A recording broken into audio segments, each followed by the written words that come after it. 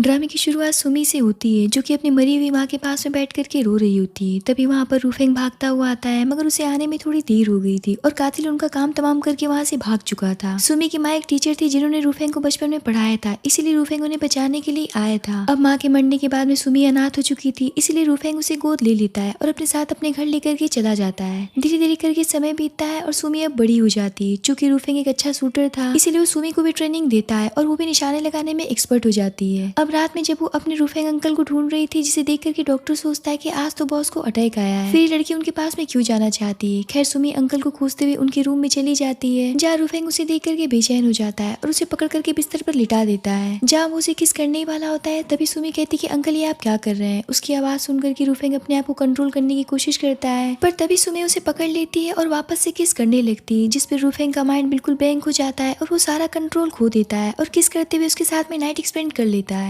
अगली सुबह जब वो सो करके उठती है तो रूफेंग को देखने लगती है और उसे टच करती है और सोचती है कि अंकल को तो कभी भी किसी लड़की में इंटरेस्ट नहीं था, और यहाँ तक कि लड़कियों के टच से इन्हें बहुत ही ज्यादा डिस्गस्टिंग फील होता था। अगर ये बात अंकल को पता चल गई कि मैं ही उनके साथ में कल रात में थी, तो वो पक्का मुझसे हेट करने लगेंगे। और यही सोच करके वो चुपके से उठ करके अपने कपड़े पहन लेती है और सोचती है कि मुझे ये बात अंकल से सीक्रेट रखनी पड़ेगी। पर जैसे ही वो बाहर आती तो डॉक्टर उसे देख लेता है, तो सुमी उससे कहती है कल रात वाली बात अंकल को मत बताना। तो डॉक्टर कहता है कि चिंता मत करिए, अटैक के बाद जब भी उनकी आंख खुलेगी तो वैसे भी उन्हें कुछ भी याद नहीं रहेगा। अब रूफेंग की जब आंख खुलती है तो वो काफी ज्यादा गुस्से में बैठा होता है और सारी नौकरानियां नीचे बैठी होती हैं, जहाँ रूफेंग कहता है कि पता करो कि कल रात मेरे साथ में कौन सी लड़की थी। बटलर सोचते हैं कि इतने साल हो गए मगर बॉस ने कभी भी किसी लड़की को अपने क्लोज नहीं आने दिया, पर ये कौन लड़की थी जो कि ये सब करके चली गई। तभी वहाँ पर असिस्टेंट आता है और कहता है कि मैंने सीसीटीवी फुटेज चेक किया है, मिस सुमी के अलावा आपके रूम के आसपास कोई भी नहीं था। इधर सुमी अपने गर्दन पर लव बाइट देख रही थी, जो कि कल रात वाले रोमांटिक सीन की वजह से उसे मिला था। अब रूफेंग उसे बाहर से आवाज लगाता है तो वो जल्दी से ब्लैंकेट हटा करके सोने का नाटक करने लगती है, जहाँ रूफेंग अंदर आता है और उसे टच करके पूछता है कि क्या तुम्हारी तबीयत तो ठीक है ना, क्या मैं किसी डॉक्टर को बुलाऊं। तो सुमी कहती कि मैं बिल्कुल ठीक हूँ, बस मैं कल रात सही से सो नहीं पाई थी क्योंकि बाहर से कल रात बहुत ही ज्यादा शोर की आवाज आ रही थी।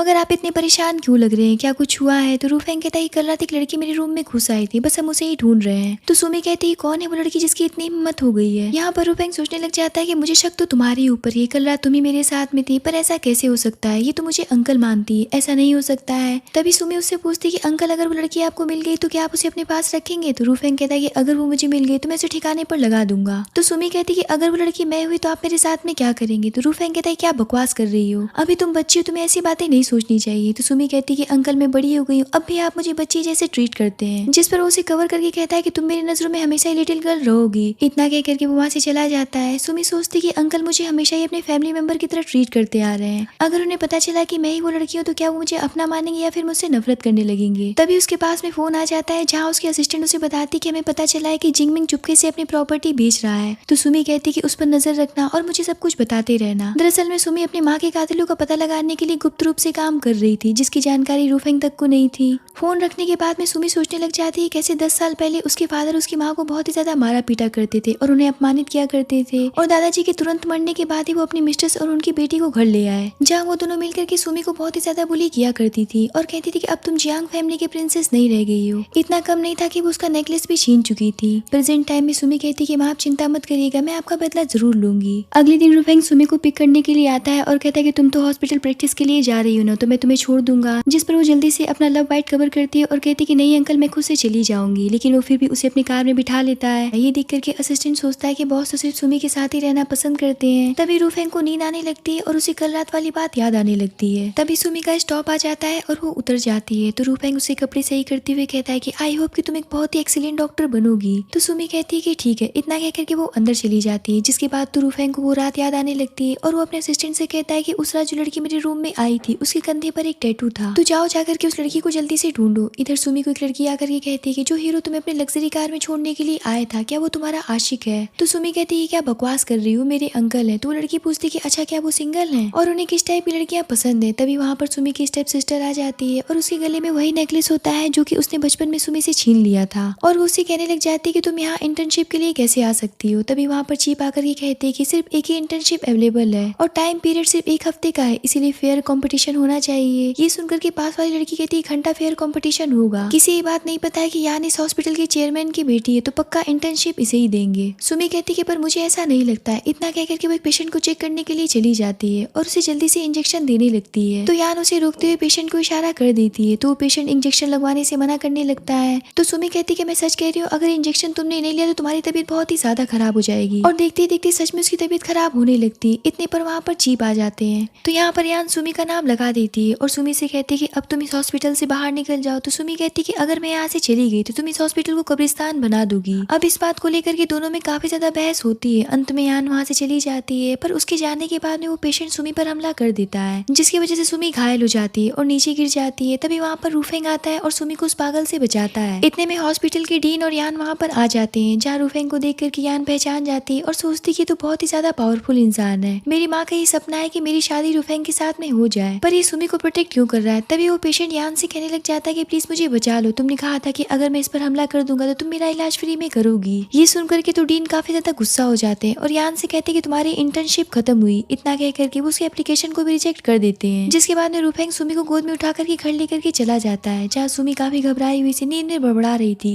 ये कहते हुए कि प्लीज मुझे मत मारो। तो रूफेंग उसे बहुत प्यार से सहलाता है और कहता है कि चिंता मत करो, मैं यहीं पर हूँ। इतनी पर वो उसे अपने करीब खींच लेती है, जिससे कि दोनों का एक्सीडेंटली किस हो जाता है। तभी वहाँ पर डॉक्टर और उसका असिस्टेंट आते हैं, जहाँ असिस्टेंट उस रात वाली लड़की के बारे में उसे बताने लगता है कि बॉस ये टैटू तो एक मिस्टीरियस ऑर्गेनाइजेशन का सिंबल है, तो वो लड़की भी उसी ऑर्गेनाइजेशन की होगी। दूसरी बात ये हमें पता चली है कि वो मिस्टीरियस ऑर्गेनाइजेशन यान फैमिली के बारे में इन्वेस्टिगेशन कर रहे हैं। तो रूफेंग कहता है कि जितनी जल्दी हो सके उस लड़की का पता लगाओ। इतना कह करके वो वापस से सुमी के पास जाता है। तभी उसकी नजर सुमी के टैटू पर पड़ती है, जिसे देख करके वो काफी हैरान रह जाता है और जब वो उठती है तो उससे पूछता है कि तुमने ये टैटू कब बनवाया। पर रूफेंग ने सुमी के टैटू को सही से नहीं देखा होता है। इतने पर सुमी अपने कपड़े उतारते हुए कहने लग जाती है कि मैं अभी आपको अपना टैटू दिखाती हूँ, जिस पर रूफेंग उसे रोकते हुए कहता है कि ये तुम क्या कर रही हो, अब तुम बड़ी हो गई, तुम इस तरीके से कपड़े नहीं खोलना चाहिए। इतना कह करके वो वहाँ से चला जाता है। तभी सुमी के पास में उसके असिस्टेंट की कॉल आती है, जो उसे बताती कि आज तुम्हारे फादर का किसी आदमी के साथ में मीटिंग है। तो सुमी कहती कि ठीक है, जल्दी से मुझे उनका एड्रेस भेजो। जहाँ एड्रेस मिलने के बाद में सुमी उस जगह पर पहुंच जाती है, जहाँ वो देखती कि एक आदमी उसके फादर को कुछ दे रहा था। ये देख करके सुमी उनका वीडियो बनाने लगती है, लेकिन उसे वीडियो बनाते हुए एक आदमी देख लेता है। तो सुमी वहाँ से भागने लगती है, मगर वो लोग उसे पकड़ लेते हैं और आदमी से कहते कि इसे खूब पीटो और पता करने की कोशिश करो कि ये कौन है और हमारा पीछा क्यों कर रही है। इतने पर वहाँ पर रूफेंग आ जाता है, जिसे देख करके जिंगमिंग की हालत पतली हो जाती है। रूफेंग उन दोनों को अपने असिस्टेंट के हवाले करके सुमी को अपने साथ लेकर के चला जाता है और उससे कहता है कि मुझे सब कुछ पता है कि तुम अपने फादर से बदला लेना चाहती हो,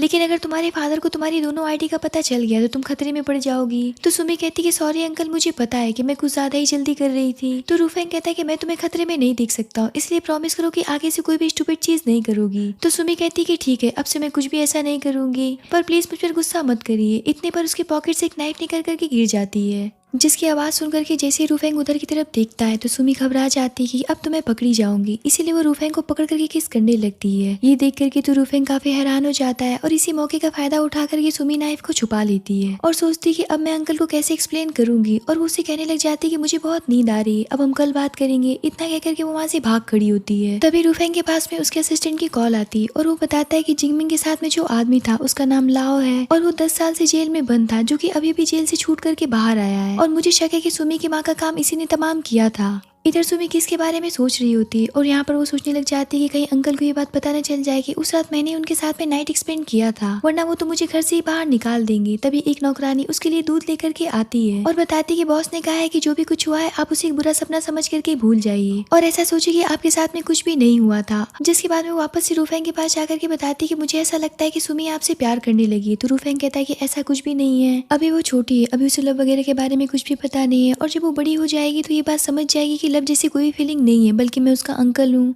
अगली सुबह सुमी उठती है तो नौकरानी से पूछती कि अंकल कहाँ है, तो वो बताती कि वो किसी मीटिंग के लिए बाहर गए हैं। ये सुनकर के सुमी सोचने लग जाती कि मैंने उन्हें किस किया था, शायद इसीलिए वो मुझे अवॉइड कर रहे हैं और अपने काम पर ज्यादा ध्यान देने लगे। इधर रूफेंग उसकी माँ के ग्रेव पर फ्लावर रखने के लिए जाता है और फ्लावर रखने के बाद में कहता है कि मुझे माफ कर दीजिएगा टीचर, मुझे आपकी बेटी के लिए फीलिंग्स आने लगी हैं। इधर सुमी सोचती कि मैंने पिछले 1 हफ्ते से अंकल को नहीं देखा है, इतने दिन तक तो मैं उनके बिना कभी भी नहीं रही हूँ और अब तो मुझे उनकी याद भी आने लगी है। तभी बटलर एक डॉक्टर को लेकर के आती है और कहती कि बॉस ने कहा है कि आप सही से खाना पीना नहीं खा रही हैं, इसीलिए डॉक्टर आपको चेक करने के लिए आए हैं। तो सुमी कहती कि अंकल से कह दीजिए कि अब मैं बड़ी हो गई हूँ और अपना ध्यान खुद से रख सकती हूँ। तभी वहाँ पर रूफेंग आ जाता है और कहता है कि अब तुम बड़ी हो गई तो अपने अंकल से दूर जाना चाहती हो। तो सुमी कहती कि मेरा मतलब ये नहीं था, अब आपके साथ में रहने के लिए मेरे पास में कोई भी वजह नहीं है। तो रूफेंग कहता है कि कोई बात नहीं है, अगर तुम चाहो तो पूरी जिंदगी मेरे साथ में रह सकती हो। तो सुमी कहती कि बात तो ठीक है, पर मेरे साथ रहने से आपकी फ्यूचर वाइफ यानी कि मेरी होने वाली आंटी को प्रॉब्लम हो सकती है। इतना कह करके वो वहाँ से चली जाती है। अगले दिन सुमी को उसके असिस्टेंट से पता चलता है कि उसके फादर अपने फैमिली की पुरानी कीमती चीजों को नीलाम करने वाले हैं। ये सुनकर के सुमी उस नीलामी वाली जगह पर पहुंच जाती है जहाँ उसके फादर भी नीलामी की शुरुआत करते हैं और सुमी सबसे ज्यादा बोली लगा करके सभी सामान खरीद रही होती है, जिसे देख करके सभी हैरान रह जाते हैं। वहीं ये बात रुफेंग तक पहुंच जाती है। तभी एक पेंटिंग की नीलामी शुरू हो जाती है जिसे सुमी की माँ ने अपने हाथों से बनाया था, जिसे वो हर हाल में खरीदना चाहती थी। तभी एक आदमी 55 मिलियन की बोली लगा देता है तो सुमी उसे 60 मिलियन काउंटर करती है, मगर वो आदमी किसी भी हालत में उस पेंटिंग को खरीदना चाहता था, इसलिए वो पैसा बढ़ाते हुए 900 मिलियन तक की बोली लगा देता है। 900 मिलियन सुनकर के तो सुमी काफी सोच में पड़ जाती है कि अब मैं क्या करूंगी, मेरे पास में तो इतने पैसे भी नहीं बचे हैं। ये सोचकर के वो काफी उदास हो जाती है। तभी रुफेंग वहाँ पर आता है और कहता है कि 1 बिलियन सुन करके और रुफेंग को देख करके किसी की भी हिम्मत नहीं होती इसके आगे की बोली लगाने की, इसीलिए वो पेंटिंग रुफेंग की हो जाती है और वो पेंटिंग लेकर के सीधे सुमी को दे देता है और उसे घर लेकर के जाने लगता है। तो जिंगमिंग उनके पीछे जाने लगता है पर असिस्टेंट उन्हें रोक लेता है। तो जिंगमिंग कहता है कि मैं खुद उन्हें अपना सब कुछ देना चाहता हूँ, उन्हें यहाँ पर आने की कोई भी जरूरत नहीं थी। तो असिस्टेंट कहता है कि तुम्हें क्या लगता है कि उन्हें तुम्हारे बारे में कुछ भी नहीं पता है, उन्हें पहले से सब कुछ बताया कि तुम्हारे फादर इन लॉ ने ये सब पहले चैरिटी में दान कर दिया था, जिसे तुम फर्जी तरीके से नीलाम कर रहे हो। मैं अभी पुलिस को बुला करके तुम्हें जेल भिजवाता हूँ। इधर चलते चलते सुमी गिरने वाली होती है मगर रुफेंग उसे पकड़ लेता है और अपनी गोद में उठा लेता है, जहाँ सुमी सोचने लग जाती है काश कि मैं पूरी लाइफ ऐसे ही आपके साथ में रह पाती। नेक्स्ट सीन में वो अपनी माँ की पेंटिंग को देखते हुए कहती कि माँ मैं अंकल को थैंक यू करती हूँ, आज उन्हीं की वजह से मुझे मिल पाया और आपके जाने के बाद में इतने सालों तक उन्होंने मेरा इतना अच्छे से ख्याल रखा है और मुझे ऐसा लगने लगा है कि जैसे कि मैं उनसे प्यार करने लगी हूँ। पर अंकल मेरे बारे में क्या सोचते हैं ये तो मैं नहीं जानती हूँ, लेकिन मैं उन्हें बहुत पसंद करती हूँ। सुमी की ये सारी बातें रुफेंग सुन लेता है, जिसके बाद में वो अंदर आता है और ऐसा बिहेव करता है कि जैसे कि उसने कुछ भी नहीं सुना हो। जिसके बाद में उसका पैर पकड़ करके मेडिसिन लगाने लगता है और कहता है कि इतनी हाई हील्स मत पहना करो और कहीं भी ऐसे मत चली जाया करो, अगर ये बात जिंगमिंग को पता चल गई कि तुम उसकी बेटी हो तो वो तुम्हें खत्म कर देगा। सुमी कहती कि अरे अंकल आपके होते हुए इतनी किसी की भी हिम्मत नहीं जो कि मुझे कोई छू दे।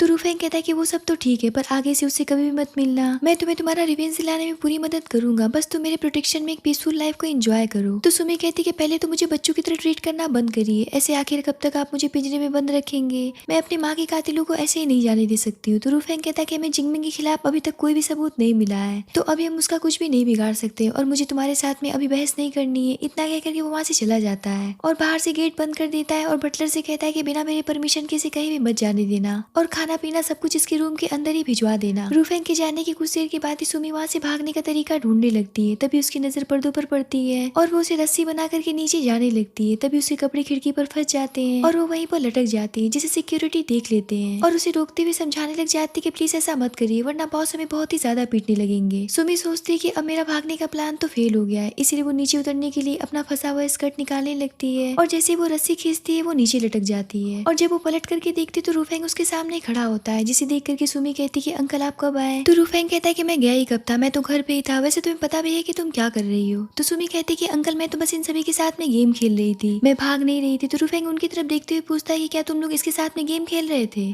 सुमी कहती कि अंकल प्लीज इन पर गुस्सा मत करो, ये सब मेरी गलती है। रुफेंग उसे करीब जाता है और रस्सी खोल करके उसे गोद में उठा करके कमरे में लेकर के चला जाता है और उसके पैर में दवाई लगाते हुए कहता है कि अभी कल वाली चोट ठीक नहीं हुई कि तुमने दूसरी चोट लगा ली, पता नहीं तुम बड़ी कब होगी और तुम्हारे दिमाग का विकास कब होगा। तो सुमी कहती कि अंकल अब मैं बड़ी हो गई हूँ, आखिर कब तक आप मुझे बच्चों जैसा ट्रीट करते रहेंगे, मुझे पता है कि मैंने गलती की है पर अब मैं नहीं करूंगी। तो अंकल कहते कि तुम चाहे जो भी कर लो पर तुम खुद को हर्ट नहीं कर सकती हो। तो सुमी कहती कि मैं खुद को हर्ट नहीं कर रही थी, मैं तो बस बाहर जाना चाहती थी। तो रुफेंग कहता है क्या बात है, तुम्हें अपने अंकल को छोड़ करके जाने की कितनी जल्दी है। तो वो कहती कि ऐसी बात नहीं है, मैं तो बस अपनी माँ का बदला लेना चाहती हूँ। तो रुफेंग कहता है कि ठीक है पहले आराम कर लो, बाद में बदला ले लेना। इतना कह करके वो वहाँ से चला जाता है। नेक्स्ट सीन में रुफेंग गन की शूटिंग की प्रैक्टिस कर रहा होता है। तभी वहाँ पर असिस्टेंट आकर के बताता है कि जिंगमिंग बार बार लो से मिल रहा है, हो सकता है कि जिंगमिंग ने किसी का काम तमाम करने के लिए उसे हायर किया हो। तो रुफेंग कहता है कि काम करो, जिंगमिंग के साथ में मेरा मीटिंग फिक्स कर दो और उसे मेरे घर पर बुलाओ। तो जिंगमिंग को जब ये बात पता चलती है कि रुफेंग उससे मिलना चाहता है तो वो बहुत ही ज्यादा खुश हो जाता है और अपनी बेटी को साथ में लेकर के रुफेंग के घर पहुंच जाता है। इधर सुमी को जब ये बात पता चलती है कि जिंगमिंग रुफेंग से मिलने के लिए घर आ रहा है तो वो नौकरानी का कपड़ा पहन करके पौधों को पानी देने लगती है, जिसे ऐसा करते हुए बटलर देख लेती है और सुमी को ऐसा करने से रोकने लगती है। तो सुमी बटलर से रिक्वेस्ट करती है कि प्लीज चुप हो जाओ और किसी को कुछ भी मत बताना। अब उसकी बात मान करके बटलर वहाँ से चली जाती है। तभी वहाँ पर यान आ जाती है और सुमी को नौकरानी के वेश में देख करके उसका मजाक बनाने लगती है, जहाँ उन दोनों के बीच में फाइटिंग शुरू हो जाती है। इतने में वहाँ पर असिस्टेंट आ जाता है, जिसे देख करके सुमी फेस छुपाते हुए इशारा कर देती है। असिस्टेंट सुमी की बातों को समझ जाता है और कुछ भी नहीं बोलता है, उल्टा वो यान को समझाने लगता है कि यहाँ पर आपको नहीं आना चाहिए, आपको अंदर चलना चाहिए। तो यान कहती है कहीं तुम पागल तो नहीं हो गए हो, इस नौकरानी ने मुझे मारा है और तुम मुझे उल्टा समझा रहे हो, आखिर तुम इस नौकरानी को कुछ क्यों नहीं कह रहे हो? असिस्टेंट फिर भी सुमी को कुछ नहीं बोल रहा था और यहाँ पर वो यान को कंटिन्यू समझाने की कोशिश कर रहा था। तो यान कहती कि अच्छा तो अब मैं समझ गई, तुम्हारे इस नौकरानी के साथ में अफेयर चल रहा है, तभी तुम उसे कुछ भी नहीं बोल रहे हो। इस बात पर असिस्टेंट गुस्सा होकर के यान को एक जोरदार थप्पड़ लगा देता है। तभी वहाँ पर रुफेंग आ जाता है, जिसे देख करके यान कहने लग जाती है कि देखो ना, इन दोनों ने मुझे मारा है, मुझे लगता है कि इस नौकरानी का अफेयर तुम्हारे असिस्टेंट के साथ में चल रहा है। ये सुनकर के तो रुफेंग कुछ भी नहीं बोलता है और अपने हाथ पर से उसका हाथ झटक देता है, मगर असिस्टेंट उसे फिर से थप्पड़ मार देता है, उसे घर से बाहर फेंक देता है। तभी उसके फादर जिंगमिंग वहाँ पर आ जाते हैं और वो भी यान पर गुस्सा करते हुए रुफेंग से माफी मांगने लगते हैं, जहाँ रुफेंग उन्हें वहाँ से जाने के लिए बोल देता है। उनके जाने के बाद में असिस्टेंट कहता है कि बॉस हम तो आराम से लोगों को पकड़ सकते हैं, फिर आखिर देर किस बात की? तो रुफेंग कहता है कि सिर्फ बात लोगों को पकड़ने की नहीं है, बात यह है कि हमें यहाँ पर साबित करना होगा कि इन सब के पीछे जिंगमिंग का ही हाथ है, तभी हम उसे जेल भेज पाएंगे। तभी सुमी कपड़े चेंज करके वहाँ पर आ जाती है और नाचते हुए पूछती कि अंकल मैं कैसी लग रही हूँ, और घूमते हुए उसके ऊपर ही गिर जाती है, जिससे कि उन दोनों का एक्सीडेंटली किस हो जाता है। तो सुमी जल्दी से उठ जाती है और कहती कि ये तो बस एक्सीडेंट था, इसीलिए आपको एम्बेरेस फील करने की कोई भी जरूरत नहीं है, और वैसे भी मुझे इस केस से कोई भी प्रॉब्लम नहीं है। तो रुफेंग कहता है कि इतने सालों में मैंने तुम्हें क्या यही सब सिखाया है, तुम कितनी बदतमीज होती चली जा रही हो। तो सुमी कहती कि अगर आपको मेरा किस करना पसंद नहीं आया तो ठीक है, अब से मैं कभी भी नहीं करूंगी। तो रुफेंग कहता है कि मैं तुम्हारा अंकल हूँ, इसका कुछ तो लिहाज तुम्हें करना चाहिए। तो सुमी कहती कि आप मुझसे सिर्फ 10 साल बड़े हैं और वैसे भी आपके साथ में मेरा खून का कोई भी रिश्ता नहीं है, इसलिए मैं आपसे शादी भी कर सकती हूँ। इतना कह करके वो वहाँ से भाग जाती है। अगले दिन सुमी हॉस्पिटल जाती है, जहाँ वो अपने फ्रेंड से बातें कर रही थी। तभी वहाँ पर ली आ जाता है, जिसे देख करके उसकी फ्रेंड उसे पहचान जाती है और कहती कि ये तो वही हीरो है ना जिसके ऊपर स्कूल की सारी लड़कियां फिदा रहती थी। तो सुमी कहती कि हाँ ये वही है। तभी उसकी फ्रेंड ली से कहने लग जाती है कि मुझे तो यकीन ही नहीं हो रहा है कि मैं तुमसे दोबारा मिल रही हूँ, तुम्हें पता नहीं है कि स्कूल टाइम में तुम मेरे रोल मॉडल हुआ करती थी। ये सुनकर के ली सुमी से पूछता है कि और तुम्हारा मेरे बारे में क्या ख्याल है? तो सुमी कहती कि तुम तो पूरे कॉलेज के ही रोल मॉडल थे, इसमें मेरा ख्याल क्या होगा? इतने पर छिपा करके बताते हैं कि मिस्टर ली हमारे हॉस्पिटल के सीनियर डॉक्टर हैं और आज ही इन्होंने ज्वाइन किया है। नेक्स्ट सीन में वो दोनों बात करती हुई जा रही होती, तभी एक आदमी उनके सामने गिर जाता है। तो सुमी जल्दी से उसे चेक करती है और उसे इमरजेंसी रूम में लेकर के जाती है और इतनी ज्यादा टेंशन में आ जाती है कि घर आकर के बिस्तर पर लेट जाती है। रुफेंग उसकी ऐसी हालत देख करके उसके जूते निकाल करके अच्छे से उसे लिटा देता है और उसे ब्लैंकेट से कवर करते हुए उसकी कई बातों को सोचने लग जाता है कि आखिर वो उसकी वाइफ क्यों नहीं बन सकती है। जहाँ वो उसे कहता है कि अगर मेरे दिल में तुम्हारे लिए फीलिंग्स है तब भी मैं कुछ भी नहीं कर सकता हूँ, क्योंकि मैं तुमसे पूरे 10 साल बड़ा हूँ और तुम मेरे लिए एक लिटिल गर्ल हो। इतना कह करके वो उसे सहलाने लगता है, फिर अचानक से उठ करके वो वहाँ से चला जाता है। लेकिन सुमी तो सोने का नाटक कर रही थी और वो उसकी सारी बातें सुन लेती है और उसकी बातें सुन करके समझ जाती है कि अंकल भी उसे लाइक करते हैं। इधर जिंगमिंग न्यूज देखता है कि जियांग फार्मास्यूटिकल ने जो एंटी कैंसर मेडिसिन बनाई थी उसमें इन्फेक्शन है, जिसकी वजह से पूरे शहर में वायरस फैल गया है। तभी यान चिल्लाते हुए आती है और बताती है कि घर को मीडिया वालों ने घेर लिया है। जिंगमिंग कहता है कि जरूर इस न्यूज को फैलाने में किसी का हाथ है, अब हमें जल्दी शहर छोड़ करके कहीं और भागना पड़ेगा। तो स्टेप मदर कहती है भला हम क्यों भागने लगे, ये कंपनी तो पहले से सुमी के पेरेंट्स और दादाजी के नाम पर थी, तो हमें सबको बता देना चाहिए कि मेडिसिन उसी के दादाजी ने बनवाई थी। ये सुन करके तो जिंगमिंग कहता है कि ये तो बहुत ही बढ़िया आइडिया है और फिर वो प्रेस कॉन्फ्रेंस करके सबको यही बात बता देता है कि जिस दवाई की वजह से वायरस फैला है वो मेरे फादर इन लॉ ने बनाई थी। ये सुनकर के सुमी कहती कि ये आदमी झूठ बोला है, ये आदमी दुनिया का सबसे बड़ा फ्रॉड इंसान है, जिसने की प्रॉपर्टी की लालच में आकर के अपनी वाइफ और बेटी का ही काम तमाम करवा दिया, जिसके बाद में पूरी फैमिली की प्रॉपर्टी पर कब्जा कर लिया। ये सुनकर के जिंगमिंग घबरा जाता है और पूछता है कि तुम कौन हो जो कि इस तरीके की बकवास किए जा रही हो। तो सुमी कहती कि मैं तुम्हारी बायोलॉजिकल बेटी हूँ, जिसे तुमने बचपन में मारने की कोशिश की थी, मगर किस्मत के साथ में मैं बच गई। ये सुनकर के तो जिंगमिंग की फट करके चार हो जाती है और मीडिया वाले उसके पीछे ही पड़ जाते हैं। जिंगमिंग कहता है कि ये झूठ बोली और इसके पास में क्या सबूत है कि जो ये बात बोली वो सब कुछ सच है। तभी रुफेंग वहाँ पर आ जाता है और कहता है कि सुमी जो भी कुछ कह रही है वो सब कुछ सच है, जिसका सबूत मेरे पास में है। तभी असिस्टेंट लुओ को वहाँ पर पकड़ करके लाता है, जहाँ लू सब कुछ सच बता देता है कि 10 साल पहले जिंगमिंग ने उसे 10 मिलियन दिए थे ताकि वो उसकी वाइफ और उसकी बेटी का काम तमाम कर सके। ये सुनकर के जिंगमिंग बहुत बुरी तरीके से बौखला जाता है और कहता है कि ये सब झूठ बोल रहे हैं और मुझे फंसाने की कोशिश कर रहे हैं, मैं इन सब के खिलाफ पुलिस केस करूंगा। तभी वहाँ पर पुलिस आ जाती है और उसे कत्ल के जुर्म में अरेस्ट करके अपने साथ लेकर के चली जाती है। वही रुफेंग में मीडिया वालों से बात करके पूरी बात बता देता है और फिर सुमी को लेकर के घर चला जाता है और घर में बैठा कुछ सोच ही रहा होता है। तभी वहाँ पर असिस्टेंट आकर के बताता है कि जियांग फैमिली के लोग शहर छोड़ करके भाग गए हैं। तो रुफेंग कहता है कि भले इन सब का मास्टरमाइंड जिंगमिंग था, लेकिन उसकी स्टेप मदर और उसकी स्टेप सिस्टर भी कोई भले लोग नहीं थे, इसलिए तुम उन पर भी नजर रखना। अगले दिन सुमी हॉस्पिटल जाती है, जहाँ वो अपने सीनियर डॉक्टर ली के साथ में मिलकर के उस वायरस का एंटीडोट बनाती है जिस वायरस को जिंगमिंग ने फैलाया था। ली कहता है कि मुझे एक बात समझ में नहीं आई कि तुम इतनी बड़ी जीनियस डॉक्टर होकर के भी इस हॉस्पिटल में इंटर्नशिप के लिए क्यों आई। तो सुमी कहती है कि ऐसे ही क्योंकि मैं अपनी प्रोफाइल जरा लो रखना चाहती थी। इतना कह करके वो दवाई बनाने लगती है और फाइनली दवाई बना लेती है, जिसके बाद वो अचानक से बेहोश हो जाती है। ली जब उसके पास में जाकर के देखता है तो उसकी उंगली पर चोट लगी थी, जिसकी वजह से वो इन्फेक्ट हो गई थी। थी। इधर रूफेंग पियानो बजा रहा होता है और सोच रहा होता है कि आज मुझे इतना अजीब क्यों फील हो रहा है। तभी वहाँ पर असिस्टेंट भागता हुआ आता है और उसे पूरी बात बताता है। इधर ली सुमी का ट्रीटमेंट शुरू कर देता है और कहता है कि अच्छा हुआ कि तुम उस वायरस की दवाई बना करके इन्फेक्ट हुई, वरना इसकी जान बचाना तो बहुत मुश्किल हो जाता। सुमी बेहोशी की हालत में ली का हाथ पकड़ लेती है और कहती है कि तुम कहाँ जा रहे हो। ली सोचने लगता है कि ये मुझे लाइक करने लगी है। तभी वहाँ पर रूफेंग आ जाता है और ली से कहता है कि जरा लिमिट में रहो और अपने हाथ सुमी पर से दूर रखो। ली पूछता है कि आखिर तुम कौन हो, तो सुमी की फ्रेंड उसे बताती है कि ये तो सुमी के अंकल हैं। ये सुनकर के ली रूफेंग की तरफ हाथ बढ़ाता है तो रूफेंग कहता है कि यहाँ से जल्दी निकलो। ये सुनकर के वो दोनों वहाँ से चले जाते तो रूफेंग सुमी के पास जाकर के बैठ जाता है। जहाँ सपने में भी सुमी ली का ही नाम लिए जा रही थी, जिसे सुनकर के तो अंकल का खून ही जल रहा होता है और वो सोचते कि जरूर ये उस डॉक्टर का ही नाम होगा। तभी सुमी की आंख खुलती है और रूफेंग को देख करके अपने पास वो पूछती कि अंकल आप यहाँ पर क्या कर रहे हैं और मिस्टर ली कहाँ गए। तो ली का नाम सुन करके तो अंकल का जलन नेक्स्ट लेवल पर पहुंच जाता है और वो फटाक से सुमी को किस करने लग जाते हैं और जम करके किस करते हैं। किस खत्म होने के बाद में सुमी वापस से सो जाती है और वो जब सो करके उठती है तो वो सोचती कि मैं यहाँ पर कैसे आ गई। तभी उसे याद आता है कि वो लैब में काम करते करते बेहोश हो गई थी, जिसके बाद में रूफेंग ने उसे किस किया था। मगर फिर सुमी को ऐसा लगता है कि रूफेंग ने उसे सपने में किस किया था। तभी वहाँ पर रूफेंग भी आ जाता है तो सुमी उससे पूछती कि मैं अचानक से कैसे बेहोश हो गई थी। रूफेंग यहाँ पर समझ जाता है कि इसका मतलब कि इसे कुछ भी याद नहीं है और वो उसे पूरी बात बता देता है, मगर ये नहीं बताता है कि उसने उसे किस किया था। कुछ देर के बाद में सुमी से मिलने के लिए ली आता है। सुमी तो समझ ही नहीं पाती कि अब इसे क्या हो गया। तभी वहाँ पर रूफेंग आ जाता है और ली से कहता है कि तुम्हें यहाँ पर किसने बुलाया, अब यहाँ से जल्दी से निकल जाओ। तो ली कहता है कि अंकल जी आखिर आपकी प्रॉब्लम क्या है, मैं जब से देखे जा रहा हूँ कि आप मुझे भगाए जा रहे हैं, आप सीनियर है इसीलिए मैं कुछ भी नहीं बोल रहा हूँ। तो सुमी कहती है कि आखिर यहाँ पर चल क्या रहा है। तो ली कहता है कि तुम्हें मेरी बात बहुत अजीब लगेगी, पर ये बात मैं बहुत टाइम से अपने दिल में छुपा करके रखा हूँ कि जब से मैंने तुम्हें देखा है तब से मैं तुमसे बहुत प्यार करने लगा हूँ, क्या तुम मुझसे शादी करोगी।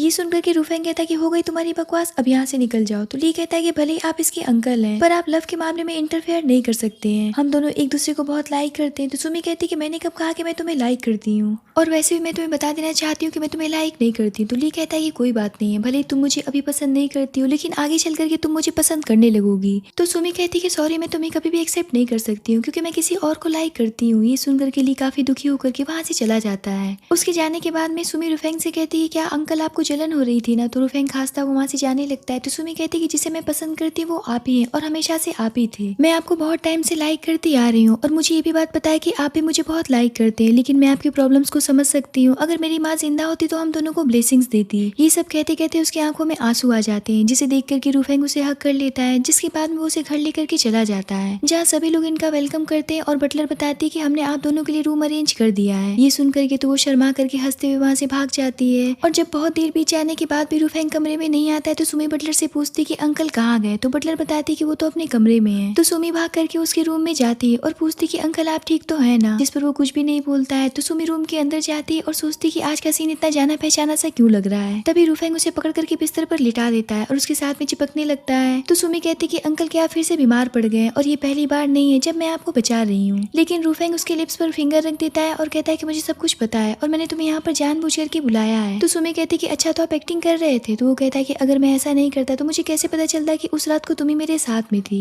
जिस पर वो फेस नीचे करती है तो वो उसे किस कर लेता है और फिर क्या होना था, वो दोनों सच में किस करने लगते हैं और किस करते हुए एक दूसरे के साथ में नाइट एक्सपेंड कर लेते हैं। अगले दिन रूफेंग उसको उसकी कंपनी छोड़ने जाता है तो वो कहती कि अब से मैं जियांग कंपनी खुद ही चलाऊंगी ताकि मेरी माँ और दादाजी की आत्मा को शांति मिल सके। तो रूफेंग कहता है कि ठीक है, इतना कह करके वो वहाँ से चला जाता है। पर सुमी जैसे ही अंदर आती दरवाजे पर उसके रियल अंकल यानी कि जिंगमिंग के छोटे भाई उसे रोक देते हैं, जिस पर सुमी कहती कि अच्छा तो ये बात है। इतना कहकर के वो अपने असिस्टेंट को कॉल करती है, जहाँ असिस्टेंट फौरन से सिक्योरिटी के साथ वहाँ पर आ जाती है और अंकल को जम करके कूट देती है। जिसके बाद में सुमी बोर्ड मीटिंग में जाती है, जहाँ सारे बोर्ड मेंबर्स कहने लगते हैं कि जियांग ग्रुप की मीटिंग है, आखिर तुम यहाँ पर क्या कर रही हो। इस बात पर सुमी असिस्टेंट को इशारा करती है, जिस पर असिस्टेंट सबको फाइल्स पकड़ा देती है और बताती कि पिछले 10 सालों में तुम लोगों ने कंपनी को बहुत नीचा गिरा दिया है। तो अंकल कहते हैं कि जियांग कंपनी के इतने बुरे दिन नहीं आ गए हैं जो कि तुम्हारे जैसी स्कूल गर्ल अभी से चलाएगी। जिस पर सुमी असिस्टेंट से कहती कि जरा बताओ अंकल को कि मैं क्या क्या चला सकती हूँ। जिस पर असिस्टेंट उसको घूरती है तो वो डर के मारे वहां से भाग खड़ा होता है।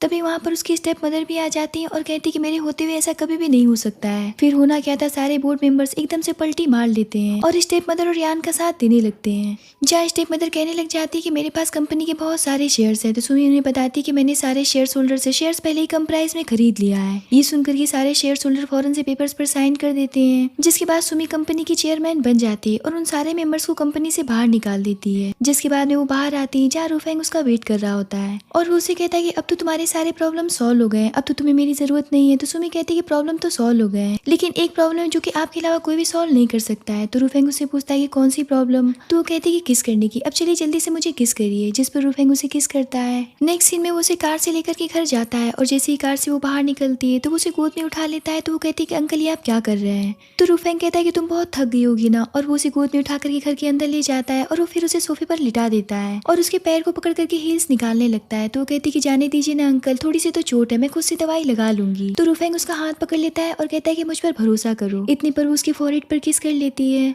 अगले दिन सुमी हॉस्पिटल जाती है, जहाँ वो अपने फ्रेंड से बताती है कि आज से मैं हॉस्पिटल छोड़ करके जा रही हूँ क्योंकि मुझे अपनी जियांग कंपनी चलाना है। तभी उसके पास में असिस्टेंट की कॉल आ जाती है जो कि बताती है कि यान आपके मेडिकल डॉक्टर की आइडेंटिटी का यूज करके लोगों से इन्वेस्टमेंट ले रही है। ये सुनकर के वो भागते हुए रूफेंग के पास जाती है और उसे पूरी बात बताती है। तो रूफेंग कहता है कि ठीक है तुम मेरे साथ में चलो। इतना कह करके वो उसे एक पार्टी में लेकर के जाता है, पर जैसे ही वो पार्टी में इंटर करता है उसके पास में किसी का कॉल आ जाता है जिससे की बात करने के लिए वो वहाँ से चला जाता है। उसकी जाते एक लड़की सुमी के पास आकर के पूछती है कि तुम कौन हो। तो सुमी कहती कि जान न पहचान मैं तेरी मेहमान, मैं भला तुम्हें क्यों बताऊं कि मैं कौन हूँ। जिस पर वो लड़की कहती कि मेरा नाम लिली है, मैं जानती हूँ कि रूफेंग तुम्हारे अंकल है, लेकिन तुम नहीं जानती कि मेरे फादर हमेशा से मिस्टर रूफेंग के साथ में बिजनेस करते हैं और हमारी फैमिली भी एक दूसरे को अच्छे से जानती है। तो सुमी कहती कि फिर मैं क्या करूँ। तो लिली कहती कि तुम रूफेंग को फंसाने में मेरी मदद करो, मैं उसे खुश करना चाहती हूँ, मैं चाहती हूँ कि मैं तुम्हारी आंटी बनूं। तो सुमी कहती कि मुझे नहीं पता है कि उन्हें कैसे खुश करेंगे, वैसे उन्हें लड़कियों में कोई भी इंटरेस्ट नहीं है। और धीरे से उसके कान में कहती कि इनफैक्ट मेरे अंकल सिर्फ लड़कों को पसंद करते हैं। ये सुनकर के तो लिली हैरान रह जाती है और उस पर गुस्सा करने लगती है। इतने पर वहाँ पर रूफेंग आ जाता है और कहता है कि सुमी मेरी लवर है।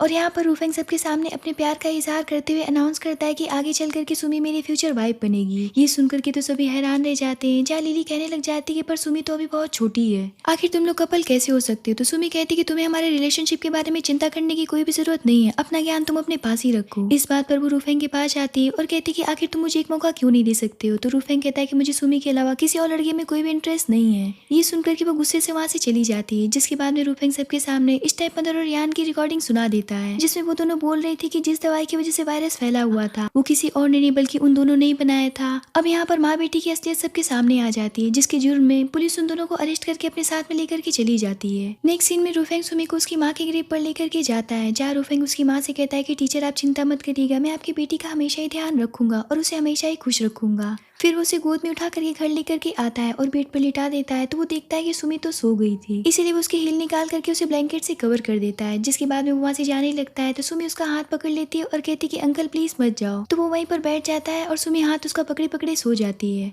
अब हमें यहाँ से कुछ साल के बाद का सीन दिखाया जाता है, जहाँ रूफेंग अपने बेटे के साथ में बैठ करके आइसक्रीम खा रहा था, जहाँ उसका बेटा पूछ रहा होता है कि पापा आइसक्रीम इतनी टेस्टी क्यों होती है। तो रूफेंग कहता है कि वो सब छोड़ो, जल्दी से इसे खत्म करो वरना मम्मी हमें देख लेगी तो बहुत ही ज्यादा पीटेगी। तभी सुमी पीछे से आकर के उन्हें देख लेती है और कहती कि ये सब यहाँ पर क्या चल रहा है। ये सुनकर के वो दोनों जान बचा करके भागने लगते हैं और सुमी भी उनके पीछे भागने लगती है। नेक्स्ट सीन में सुमी अपने पास्ट के बारे में सोच रही होती है, जहाँ हमें दिखाया जाता है कि जब उसकी माँ जिंदा थी तब उन्होंने उसे रूफेंग से मिलवाया था, जहाँ सुमी अपनी माँ से पूछती थी कि अगर मैं बड़ी हो जाऊंगी तो क्या मैं रूफेंग से शादी कर सकती हूँ। तो उसकी माँ कहा करती थी हाँ क्यों नहीं, रूफेंग एक बहुत ही अच्छा लड़का है। और इसी के साथ में इस ड्रामे के पर हैप्पी एंडिंग होती है।